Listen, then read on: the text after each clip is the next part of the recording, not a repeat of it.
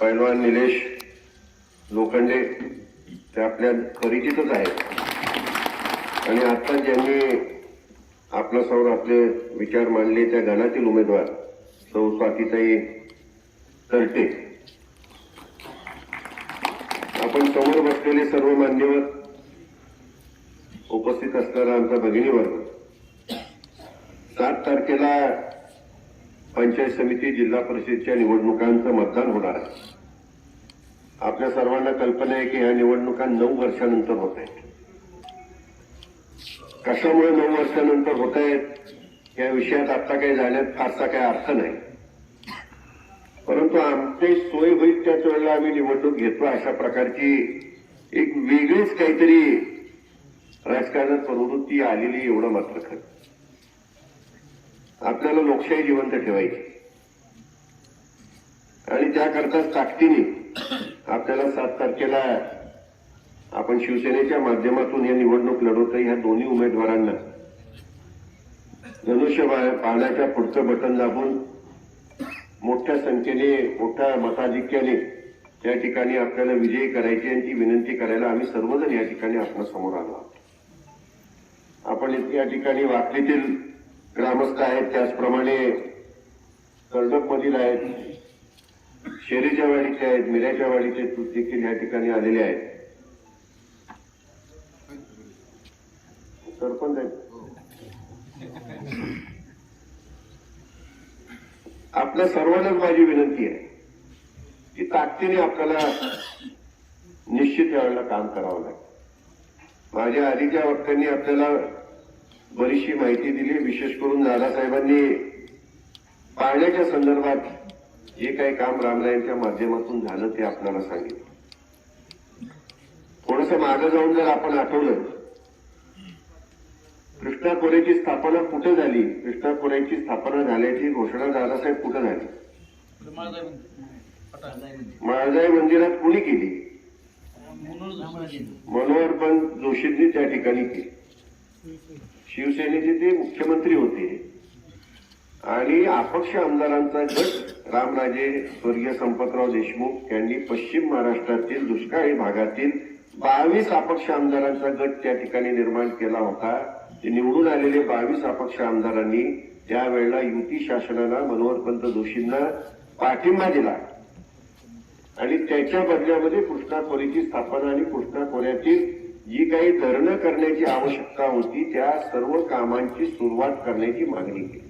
त्याला निधी उपलब्ध करण्याची मागणी केली आणि ती मागणी आदरणीय हिंदू हृदय सम्राट बाळासाहेब ठाकरे, मनोहरपंत जोशी यांनी मान्य केली आणि म्हणून कृष्णा खोऱ्याची स्थापनेची घोषणाही फलटणला झाली. आणि त्याच्यामध्ये प्रामुख्याने फलटणच्या रामरायांचा प्रामुख्याने त्या ठिकाणी सिंहाचा वाटा कार्यक्रमच आपण घेतो आणि तेव्हापासून सुरुवात झाली. त्यावेळेला शिवसेनेच्या माध्यमातून सुरुवात झाली. आता आपण शिवसेनेत चाललो हे लक्षात घेण्याची आवश्यकता आहे. चक्र फिरून आता पुढे तिथंच आलेलं आहे.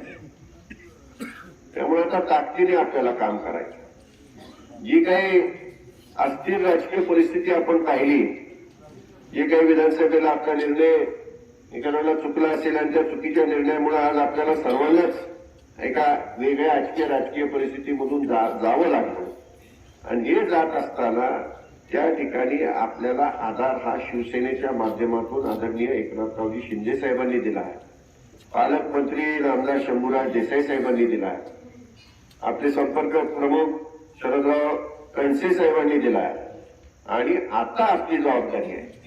आपल्याला शिवसेनेने आधार दिलेला आहे. आता हा शिवसेना पक्ष वाढवायचा. शिवसेना पक्ष हा पंचायत समितीमध्ये सभापती उपसभापती शिवसेनेचा करायचा आणि जिल्हा परिषदेमध्ये 8च्या 8 जिल्हा परिषद सदस्य हे शिवसेनेचे सातारला पाठवायचे. अशा दृष्टीने आता आपल्याला काम करायचं आणि ताकदीने आपल्याला काम करायचं. अनेक जण म्हणतात की रामरायांच्या आमच्या अस्तित्वाची लढाई, की आमच्या अस्तित्वापेक्षा तुमच्या अस्तित्वाची लढाई. माझ्या आधी जे वक्ते बोलले त्याच्या वक्त्यांनी जे त्यामध्ये भाषण केलं त्याच्यामध्ये तुम्हीच ठरवाई कुणाच्या अस्तित्वाची लढाई. एखादा सरपंच झाल्यानंतर सत्ता एवढी जर डोक्यात जाऊ शकत असेल तर त्या ठिकाणी सभापती आमदार झाल्यावर काय होईल? आकाश टेंगू होईल. मला काय कोणाबद्दल बोलायचं नाही, टीका करायची नाही. तुम्ही जे बोलला त्याचाच त्या ठिकाणी दुवा मी पुढे घेतला. उद्या आमदारांनी सभापतीने म्हणू नये की रामाचा मान सुद्धा आता आमचंच कारण आम्ही सभापती आणि आमदार. हे हास्यास्पद आहे. हे चालत आलेले मान हे पूर्वपार चालत आलेले असतात. त्या ठिकाणी कुणी आमदार होतो, खासदार होतो असा तो विषय नसतो. पंढरपूरचा वेगळा विषय. पंढरपूरचा विषय त्या ठिकाणी सर्वदूर चालू शकत नाही. तो त्यांच्यापाशी असेल विषय, तो त्यांच्याकडेच राहू दे. आपल्याला त्या ठिकाणी आपण सर्व क्षेत्रातील या ठिकाणी स्वच्छ चारित्र्याची उमेदवार दिलेले आहे. पैलवान निलेश लोखंडे क्रीडा क्षेत्रामध्ये त्यांनी एक अत्यंत चांगली चमत्कार कामगिरी केलेली आपण सर्वजण जाणतो. स्वाती ते या शिक्षण क्षेत्रातील आहे. तर आता त्यांनी सांगितलं त्यांच्या यजमानांनी 12 विषयात एम ए केले. श्रीकांत जिचकरांनंतर, स्वर्गीय श्रीकांत जिचकरांनंतर त्यांचाच नंबर नक्कीच लागेल. वेगवेगळ्या क्षेत्रातले आपण हे सर्व उमेदवार का निवडले? क्रीडा क्षेत्रात, शैक्षणिक क्षेत्रात जी नेमकी आपल्याला गरज आहे त्या क्षेत्रामध्ये चांगल्या प्रकारचं काम करू शकतो. तिथं जाऊन काय कुठं वाळू उपसायची आहे, कुठं मुरुम उपसायचं आहे, ही कामं करायची. तुमच्या शाळा चांगल्या चालल्या पाहिजे. वैद्यकीय क्षेत्रामध्ये त्या ठिकाणी चांगल्या सुविधा उपलब्ध झाल्या पाहिजे. क्रीडा क्षेत्रामध्ये आपली मुलं पुढे गेली पाहिजे याची जाणीव असणारे आपण आवर्जून उमेदवार दिले. आज तालुक्यामध्ये रामरायांच्या माध्यमातून पाण्याचा प्रश्न मार्गी लागला. दादासाहेबांनी त्याची सर्व माहिती दिली.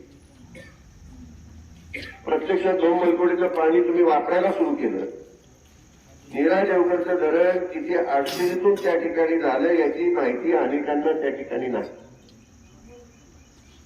पूर्ण गावं उठवायची होती. पूर्ण अख्खं गाव उठवायचं होतं. तुम्ही 2 फूट 3 फूट आपण जमिनीला त्या ठिकाणी रस्त्यासाठी सुद्धा द्यायला आपण तयार नसतो.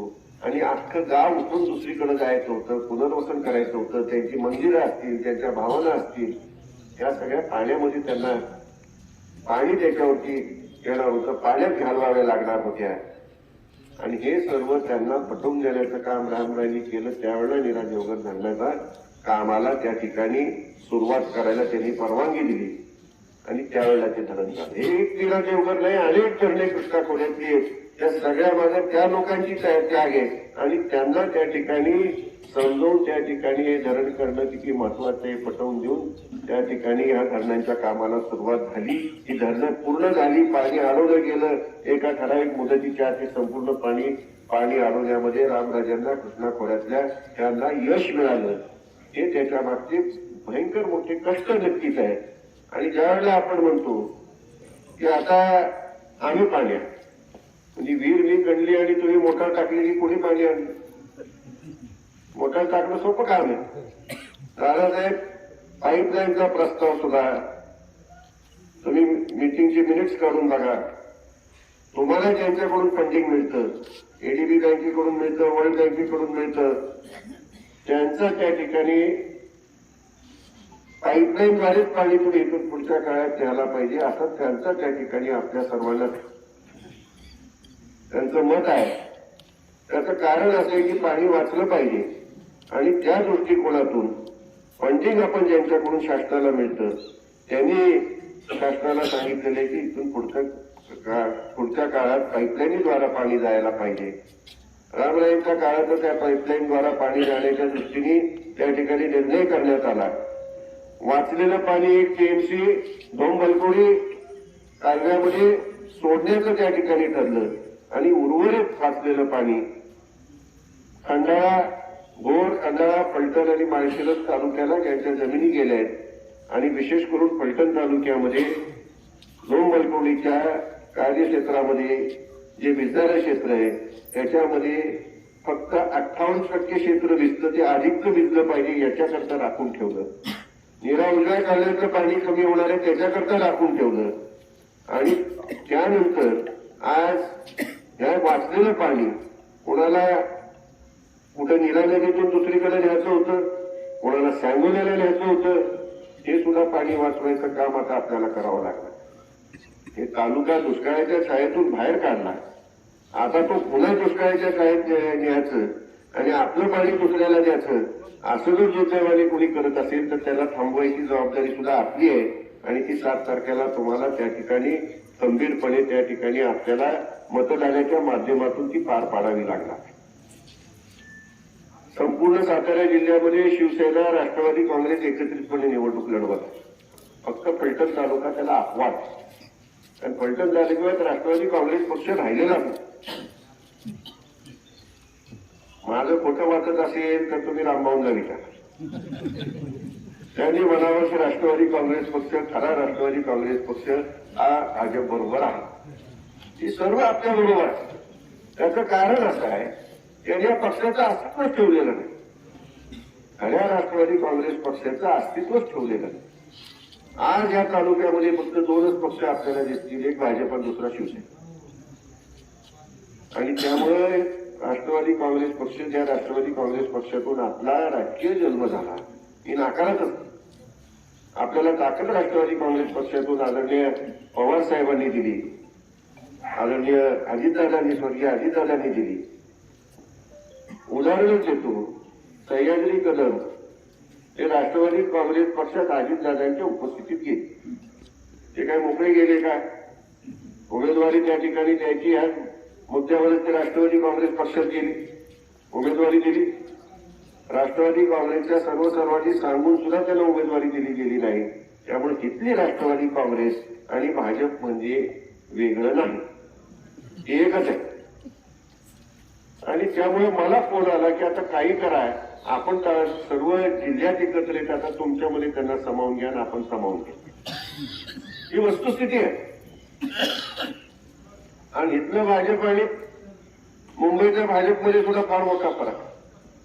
आपली महायुती भाजप राष्ट्रवादी काँग्रेस पक्ष आणि शिवसेना ही महायुती, पण इथलं भाजप वेगळे आणि मुंबईचं वेगळं. इथली प्रवृत्ती सगळी वेगळी आणि त्याच प्रवृत्तीचे उमेदवार. तुम्ही या प्रत्येकाचा मला व्यवसाय नेमका सांगा,